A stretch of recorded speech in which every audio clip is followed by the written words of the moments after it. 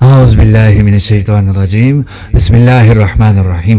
علی voice channel پہ خوش آمدید۔ آج ہم آپ کو بتائیں گے کہ خواب میں تاریکی یعنی اندھیرا دیکھنے کی تعبیر کیا ہے۔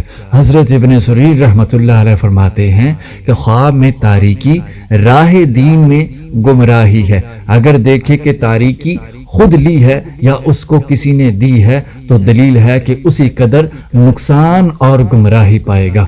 اگر کوئی دیکھے کہ تاریکی میں تھا اور پھر وہ تاریکی روشنی میں بدل گئی تو اس سے یہ دلیل ہے کہ وہ توبہ کرے گا اور دین کا راستہ اس پر کھلے گا۔